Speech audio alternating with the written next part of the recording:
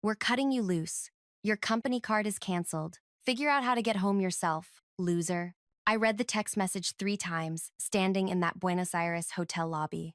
The marble floor under my feet felt more solid than anything else in my life at that moment. My boss's words glowed on the small screen in my hand. Each letter was a tiny knife. I didn't cry. I didn't throw my phone. I just stood there while people walked past me speaking Spanish and dragging their luggage and living their normal lives while mine was ending. I typed back slowly, carefully. Thank you for letting me know. Then I sat down on a cushioned bench near the entrance and tried to remember how to breathe. Let me go back. Let me tell you how I ended up here, thousands of miles from home, holding $40 in my wallet and a text message that basically said I was worthless. My name is Rhea. I'm 32 years old. I have a 6-year-old daughter named Ivy, who still sleeps with the stuffed rabbit I gave her when she was born. Her father left when she was 2 months old, said he wasn't ready to be a parent, so it's just been us, me and Ivy, against everything. I started working at Belmar Goods 4 years ago. They made luxury handbags, the kind that cost more than my monthly rent. I wasn't a designer or anything fancy. I was a buyer coordinator. That meant I found people who could supply the materials we needed: leather, hardware, fabric, anything the designers asked for. The job paid enough to keep us fed and housed, not much more. But I was good at it, really good. I could talk to suppliers in different countries and make them understand what we needed. I learned bits of different languages. I asked about their families. I remembered their children's names. That's how you build trust. My boss was a man named Graydon, 46 years old, always wore expensive watches, always smelled like cologne that probably cost more than my weekly groceries. He got promoted to head of our whole division 3 years ago. I don't know how. He barely understood what we actually did. Graydon liked to remind me where I came from. You're lucky to work here, he'd say when I asked for a day off to take Ivy to the doctor. There are hundreds of people who'd take your place tomorrow. I'd smile and say, I know, thank you. What else could I say? I needed that job. Ivy needed food and clothes and school supplies. So I swallowed everything, every insult, every dismissal, every joke he made about how I talked or how I dressed or how I didn't understand business the way he did. 2 months ago, Graydon called me into his office. We have a problem, he said. Our leather supplier in Argentina, the one who provides everything for our spring line, they're threatening to walk away. Why? I asked. How should I know? You're the one who talks to these people. He said it like I was a translator, not someone who actually negotiated terms and built relationships. I'll reach out to them, I said. I contacted the supplier that afternoon. His name was Eduardo. He ran a family business outside Buenos Aires. 3 generations making the finest leather I'd ever touched. Soft, but strong, beautiful. Eduardo was frustrated. Your company treats us like we are machines, he told me during our conversation. Last month, they wanted to pay us less. This month, they want faster delivery. They never ask if we can do this. They just demand. I understand, I said. Let me see what I can work out. I spent the next week putting together a proposal. Better payment terms, realistic delivery schedules, a guarantee of consistent orders so Eduardo could plan ahead. Things that made sense for both sides. Graydon barely looked at it. Just go there, he said. Go to Argentina and fix this. Make them happy. That's your job. When? I asked. Next week. You'll be there for 3 weeks. Maybe a month. However long it takes. My heart dropped. That's a long time. My daughter. Your daughter has family, doesn't she? Friends? Figure it out, Rhea. This is your job. Ivy cried the night before I left. She held onto my waist and said, Don't go, Mommy. Please don't go. I knelt down and held her small face in my hands. I have to go to work, baby. Just for a little while. Aunt Priya is going to stay with you. You love Aunt Priya. But it's my birthday soon, she whispered. I felt something break inside my chest. I know. I'll be back before your birthday. I promise. I didn't keep that promise. I arrived in Buenos Aires on a Tuesday. The city was loud and alive and completely overwhelming. I took the cheapest taxi I could find to a hotel that Graydon's assistant had arranged. It was fine. A little worn, but clean. I met Eduardo the next day at his workshop. It wasn't in the city. I had to take a bus for almost an hour to reach it. The building was old, but well kept. Inside, workers were stretching and treating leather. The smell was sharp and earthy. Eduardo was 63 years old with gray hair and strong hands. His wife, Lucia, managed the administrative side. She brought me tea and pastries while we talked. "Tell me what you need," Eduardo said. "I need you to keep working with us," I said honestly. "But I also need you to tell me what's not working for you." We talked for hours that first day. About prices, about schedules, about respect. That last word kept coming up. Respect.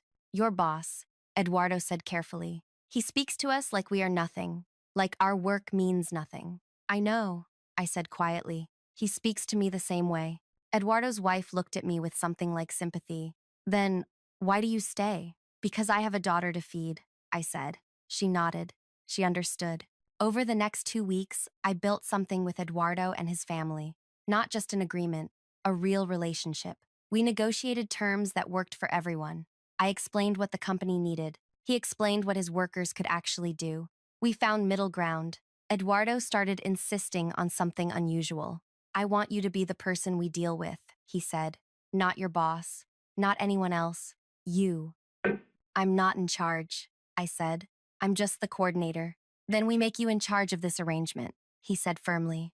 "Every agreement goes through you. Every change must be approved by you. Otherwise, we don't work with Belmar anymore." I didn't understand why at the time. I thought maybe he just liked working with me better than Graydon. Later, I realized he saw something I didn't see yet. He saw that Graydon was using me, taking my work and pretending it was his. And Eduardo wanted to protect what we were building together. Back home, Graydon would message me at odd hours. "Where are we with the contract? When is it signed? What's taking so long?" I'd explain that building trust takes time, that rushing would ruin everything. He'd respond with things like, "I don't need excuses.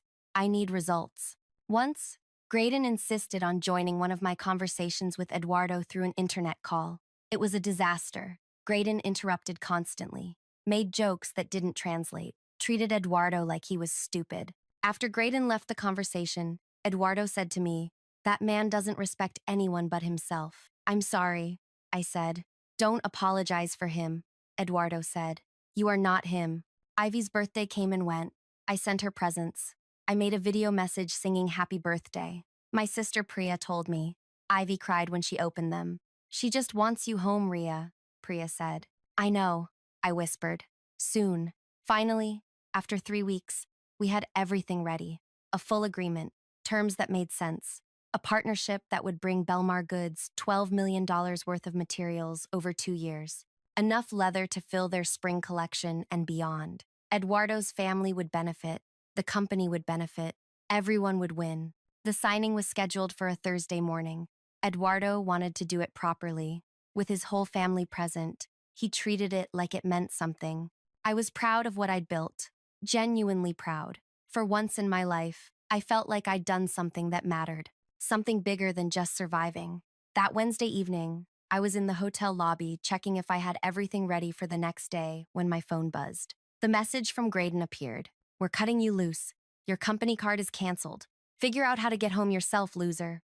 I stopped breathing. I read it again, then again. No explanation, no warning, just those words. I checked my card. He wasn't lying. It had been canceled. I had $40 in my wallet. My return flight was booked for next week, using the company's travel account. I didn't know if that was canceled too. I was stranded, in a foreign country, after 3 weeks of work, after giving up my daughter's birthday, after eating cheap street food to save the company money, after sleeping in bargain hotels and taking buses and doing everything they asked. And Graydon called me a loser. My fingers moved on their own. "Thank you for letting me know." I didn't know what else to say. My mind was blank, empty. Before I continue further, I want to say thank you for listening to my story. I know these things are hard to hear. Sometimes they're hard to tell. But I appreciate you being here, wherever you are in the world right now, whether you're driving, or cleaning, or just sitting somewhere quiet. Thank you. Now, back to the story. I sat on that bench for maybe an hour, maybe more. People walked past. The hotel staff glanced at me sometimes, but didn't say anything. I kept thinking about Ivy. How would I get home to her? Would I have to ask my sister to wire me money? The humiliation of that felt almost as bad as the text message itself. Then something shifted inside me. Not anger exactly, Something colder, clearer. I looked at my bag. Inside was a folder with the unsigned agreement, the one worth $12 million, the one that would save Belmar's entire spring season, the one Eduardo refused to sign with anyone except me. I stood up. I walked out of that hotel. I found my way to the bus stop, and I rode back to Eduardo's workshop one last time. It was dark by the time I reached the workshop. The lights were still on inside. Eduardo and Lucia were finishing up paperwork for the next day's signing. They looked surprised when I walked in. "Rhea," Eduardo said, "is everything all right? You look—" "They fired me," I said. The words came out flat. "Matter of fact, my boss. He sent a message this evening, said they're cutting me loose. He canceled my company card, told me to find my own way home." Lucia's hand went to her mouth. Eduardo's face went hard. "After everything?" he said quietly.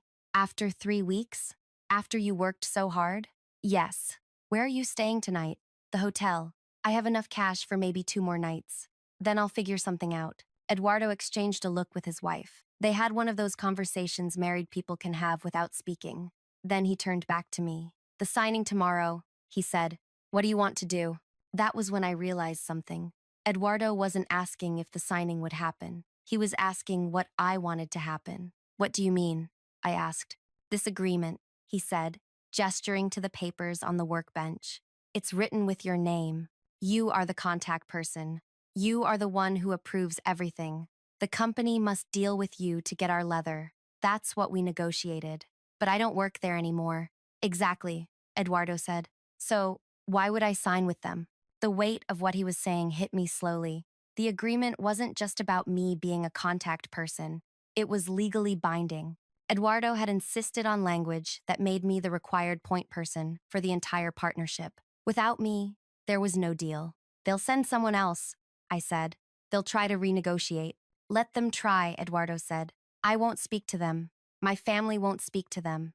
We built this relationship with you, not with that man who disrespects us. You." "But what about the other company?" I asked. "The one that contacted you last month?" Eduardo smiled. It wasn't a happy smile. It was something else. Something sharp. "Aurora Lux." "Yes. They've been calling us for almost a year, offering better prices, better terms. We always said no because we had an understanding with Belmar. But now," he shrugged, "now Belmar has broken that understanding." "You'd really walk away from $12 million?" I asked. "The money isn't walking away," Lucia said gently. "It's just walking to someone else, someone who treats people properly." I felt something loosening in my chest, something that had been tight for so long I'd forgotten it was there. "There's something else," Eduardo said. "Aurora Lux asked us last month if we knew anyone who could coordinate their international buying, someone who understands materials and suppliers, someone with connections." He paused. "I have someone in mind now." He meant me. "I can't," I said automatically. "I need to get home. I need to find another job. You need to stop letting people treat you like you're worthless," Eduardo said firmly. "This man, your boss, he throws you away like garbage after you built something valuable for him. And you want to rush home and find another person who will do the same thing?" "I have a daughter," I said. "I need stable work. I can't take risks." "This isn't a risk," Lucia said. "This is you taking what you've earned. You built this relationship. You did the work. Why should they benefit from it?" I looked at the unsigned agreement in my hands. 3 weeks of my life, 3 weeks away from Ivy. All those conversations, all those negotiations, all that trust I'd built. And Graydon had called me a loser. "What would I need to do?" I asked quietly. Eduardo's expression softened. "Tonight, nothing. Stay here. We have a guest room upstairs. Tomorrow morning, I'll call Aurora Lux. I'll tell them Belmar is no longer an option. I'll introduce them to you. Then I'll call your old boss and tell him there will be no signing. He'll be angry." "Good," Eduardo said simply. I stayed in their guest room that night. It was small and clean, with a bed that felt like sleeping on a cloud compared to the hotel. Lucia brought me tea and empanadas. She sat with me while I ate. "My father used to say something," she told me. "When someone shows you who they really are, believe them the first time. Your boss showed you who he is. Don't give him a second chance to prove it again." I thought about that all night, about all the times Graydon had shown me exactly who he was and how I'd ignored it because I needed the job, because I was scared. because I thought I didn't have choices. The next morning, Eduardo made his calls. First, he called someone at Aurora Lux. I could only hear his side of the conversation. Yes, this is Eduardo from Familia Rhea's Leatherworks. We spoke last month about a partnership. Is that still something you're interested in? Good. I have someone you should meet. She's brilliant. She's the reason Belmar wanted to work with us. Now, she's available. Then he called Graydon. I sat there in Eduardo's workshop while he put the phone on speaker. My hands were shaking, but I tried to keep my face calm. Graydon answered on the second ring. Eduardo! Finally. I've been trying to reach you. Are we all set for this morning? No, Eduardo said. We're not all set. Silence. What do you mean? Graydon's voice changed. Got harder. I mean, there will be no signing, no agreement. Familia Reyes will not be working with Belmar Goods. Is this about money? Because we can. This is about respect, Eduardo said. Something you don't understand. Now wait a minute. I don't know what Rhea told you, but she told me you fired her, Eduardo interrupted. After she spent 3 weeks here building something good.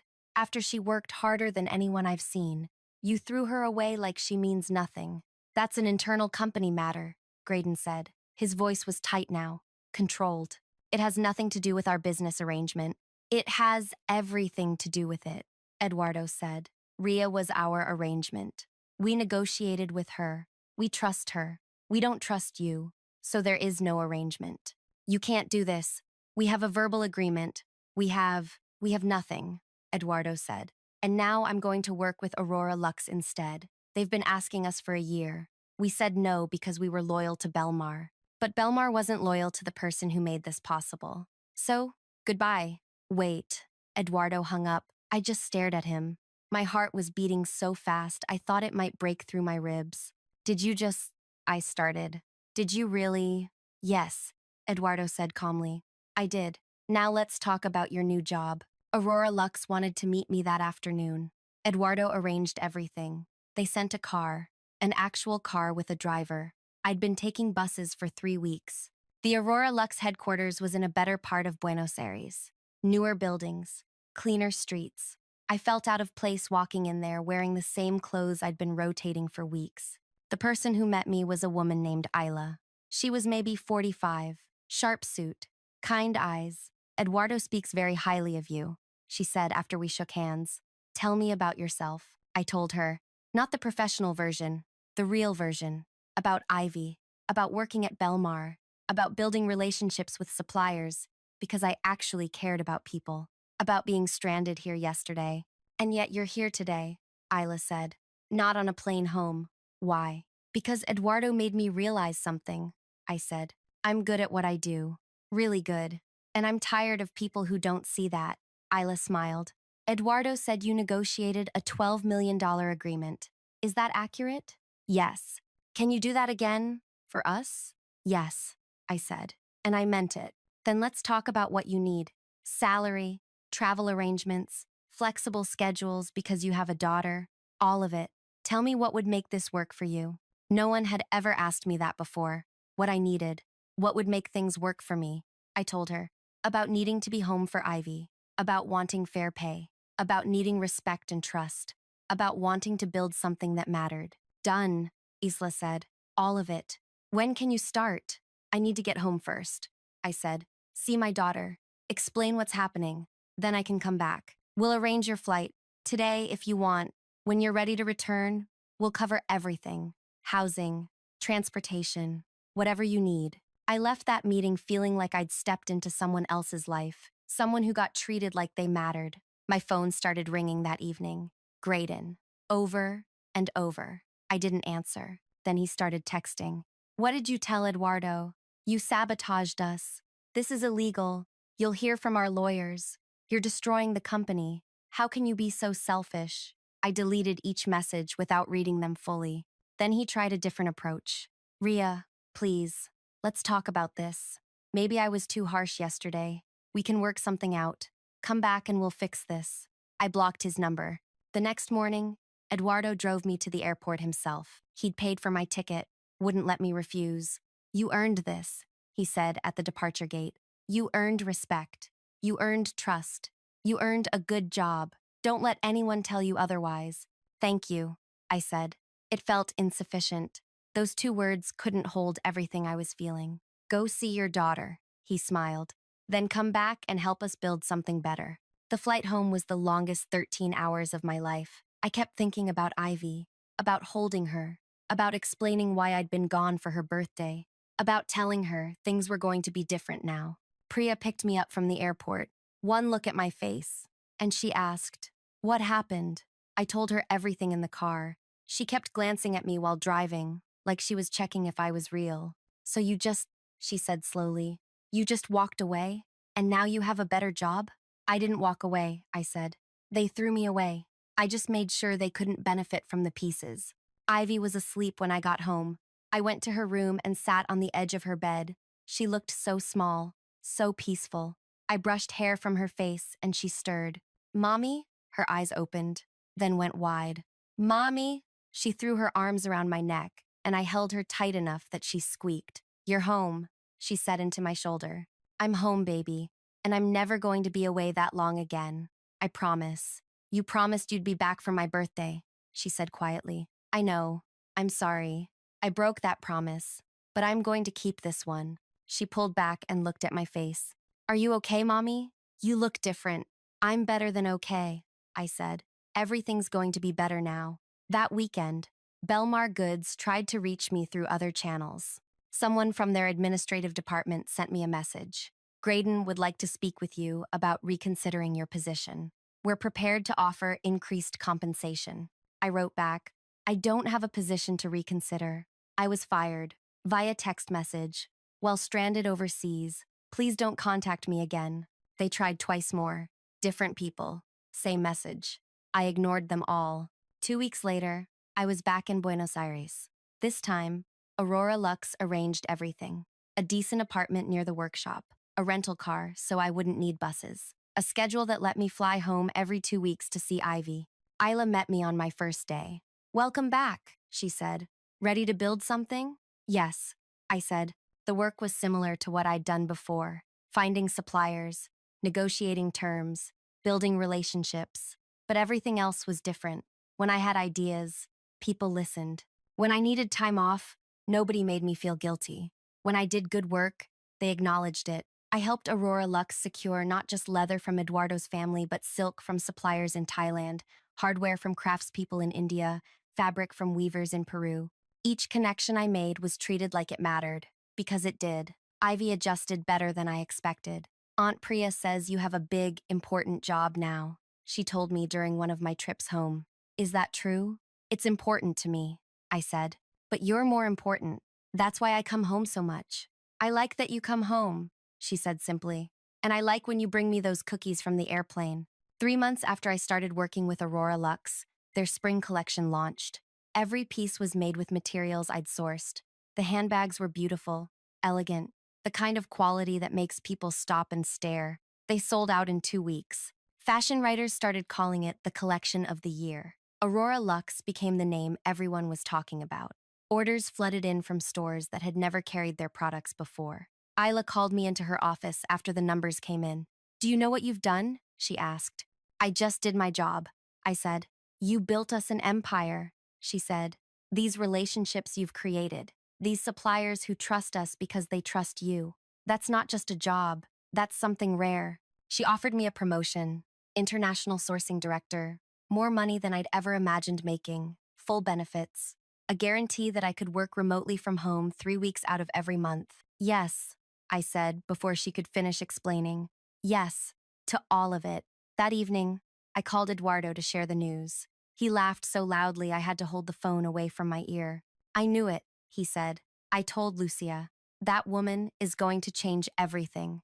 And look at you now. I couldn't have done it without you," I said. "You did it yourself," he corrected gently. "I just gave you a chance to show what you could do. You did the rest." Meanwhile, Belmar Goods was collapsing. I didn't seek out this information. I didn't go looking for satisfaction. But news travels in small industries. People talk, suppliers share stories.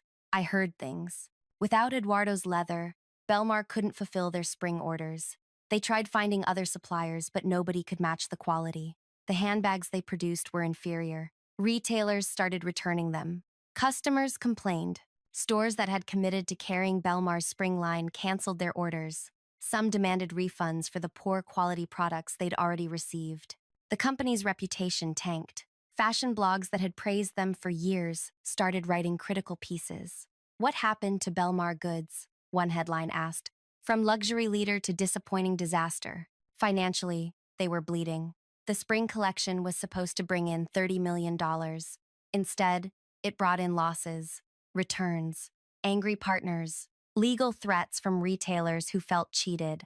Graydon tried to save himself. He fired other people on his team, restructured the division, made promises about fixing everything, but the damage was done. I heard through someone who still worked there that he'd tried to contact Eduardo again, offered more money, better terms, practically begged. Eduardo told him, "You had the best coordinator in the industry working for you. You called her a loser and left her stranded overseas. Why would I trust anything you say?" 6 months after that text message in the hotel lobby, Belmar Goods filed for protection from their debts.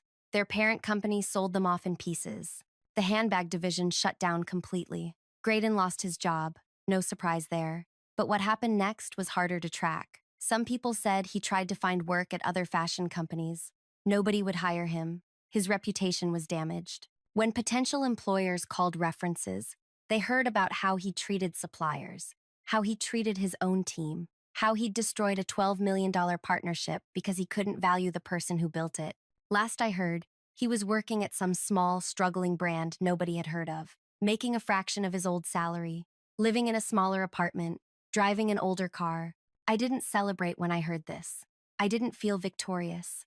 I just felt tired of people like him, tired of a world that lets people like him rise, while people like me have to fight for scraps.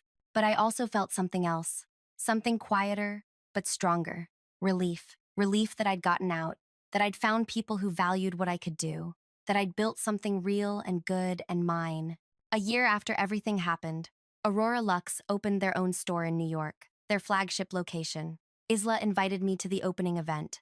I brought Ivy with me. She wore a new dress and held my hand tight while we walked through the store. Every handbag on display was made with materials I'd sourced. Every piece represented relationships I'd built. "Did you really help make all of this, Mommy?" Ivy asked, eyes wide. "I helped find the people who made it possible," I said. "The leather workers in Argentina, the silk weavers in Thailand, the craftspeople all over the world. I helped connect them with people who appreciate good work." "That's a lot of helping," she said seriously. "It is," I agreed, "and I get paid well for it, which means we can go out for ice cream after this." Her face lit up. "Really? Really?" "Isla found me near the end of the event. I'm glad you came," she said. "This wouldn't exist without you." "It would exist," I said, "maybe just with different materials." "No," Isla said firmly. "It wouldn't. Not like this. You built something special, Rhea. These suppliers don't just work with us because we pay them. They work with us because they trust you. That's rare. That's valuable. Don't forget that." I promised I wouldn't. That night, Ivy fell asleep on the plane home. Her head rested on my shoulder.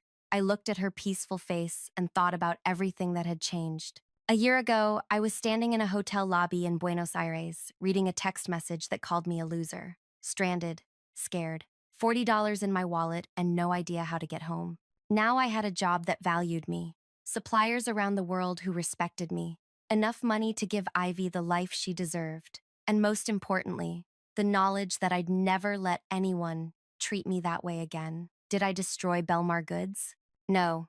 Graydon did that himself when he decided I was worthless, when he threw away the person who'd built something valuable for his company, when he chose cruelty over common sense. I just refused to save him from his own choices. Sometimes people ask me if I feel guilty, if I wonder whether I should have handled things differently, whether I should have signed that agreement anyway and just moved on with my life. The answer is no. I don't feel guilty for valuing myself, for refusing to let someone benefit from work they didn't appreciate, for walking away from people who treated me like I was disposable. Eduardo taught me something important in that workshop. He said, "When someone throws you away, don't climb back into their trash bin. Walk away and let them realize what they've lost." That's what I did. I walked away, and I built something better. Ivy is 8 years old now. She knows the story. Not all of it, I've saved some of the harder parts for when she's older, but she knows her mother was treated badly once, that she was stranded far from home, that she found a way to turn something terrible into something good. You're brave, Mommy, she told me last week. I'm not brave, I said. I was just tired of being treated badly. That's what brave means, she said with the confidence only an 8-year-old can have, being scared but doing it anyway. Maybe she's right. Maybe choosing yourself when everyone else wants you to choose them is the bravest thing you can do. I still work with Aurora Lux, still travel to meet suppliers, still build relationships that matter. Eduardo and Lucia are like family now. Ivy calls them Grandpa Eduardo and Grandma Lucia, even though we're not related. Last month, Eduardo retired, passed the business to his son. At the retirement celebration, he pulled me aside. You know what I'm proudest of? He asked. Building such a successful business? I guessed. No, he said. I'm proud that I recognized your worth when your own boss couldn't see it. I'm proud that I gave you a chance, and I'm proud of everything you've become. Thank you, I whispered. For everything. Thank yourself, he said. You did the work. You had the courage.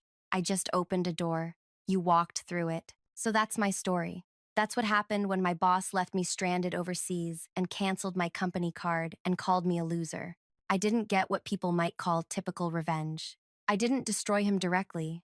I didn't sabotage anything. I just stopped helping. I stopped building for someone who didn't value what I built, and I let nature take its course. Sometimes the best revenge isn't destruction. It's refusing to save someone from themselves. Sometimes the best revenge is choosing yourself. Thank you for listening all the way through. If this story meant something to you, if it reminded you that your work matters and you deserve respect, then please do me a favor. Hit that like button. Leave a comment telling me where you're listening from and what part of this story hit you hardest. And subscribe if you want to hear more stories about people who chose themselves when the world wanted them to disappear. Your support means everything. Thank you for being here.